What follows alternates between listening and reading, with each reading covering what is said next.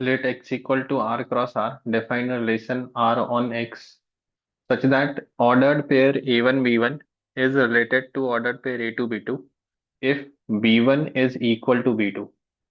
तो a1 b1 एक input है एज अ ऑर्डर्ड पेयर, और ये रिलेटेड होगा a2 b2 से जब b1 और b2 बराबर हो जाए।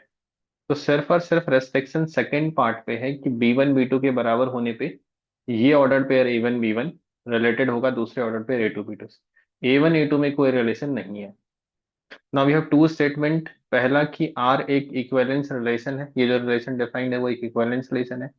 दूसरा कि for some a b belongs to X, मतलब कोई ऑर्डर्ड पेयर इस सेट एक्स में है जिसमें रिलेशन डिफाइंड है, उसमें एक्स वाई अगर ए बी से रिलेटेड है तो जो लाइन है वो parallel to y equal to x होगा या नहीं होगा।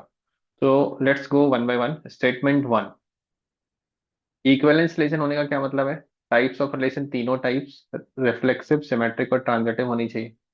तो रिफ्लेक्सिव के लिए आप क्या चेक करेंगे कि ए वन बी वन खुद से रिलेटेड है क्या ए वन बी वन से।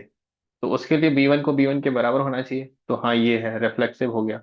Yes it is reflexive. Symmetric के लिए आप क्या बोलेंगे कि let A one B one is related to A two B two. जैसे ही ये हुआ तो आपका बी वन क्या हो जाएगा? बी टू के बराबर हो जाएगा। फिर आप पूछेंगे अपने आप से क्वेश्चन की is A two B two also related to A one B one at that time. ये होने के लिए आपका क्या कंडीशन होना चाहिए कि बी टू बी वन के बराबर होना चाहिए। तो is it true when B one is equal to B two? Yes this is also true. फिर आप ट्रांजिटिव पार्ट पे आएंगे तो आप बोलेंगे let A one B one is related to A two B two and A two B two is related to A three B three. तो पहले वाले में क्या हो जाएगा आपका? बी वन बी टू के बराबर, और दूसरे वाले में हो जाएगा बी टू बी थ्री के बराबर। फिर आपका क्वेश्चन क्या होगा कि is A one B one related to A three B three. Transitive का यही तो कंडीशन है कि अगर ए बी से रिलेटेड है और बी सी से रिलेटेड है तो ए सी से रिलेटेड होना चाहिए, है ना। तो इसके लिए क्या होना चाहिए? बी वन बी थ्री के बराबर होना चाहिए। तो क्या ये है? Provided B one is equal to B two and B two equal to B three, yes all three are equal. यहाँ से आप बोलेंगे B one B two B three बराबर है, तो yes it is transitive also. और चूंकि ये तीनों ही है, रिफ्लेक्सिव सिमेट्रिक ट्रांजिटिव, तो स्टेटमेंट वन इज ट्रू।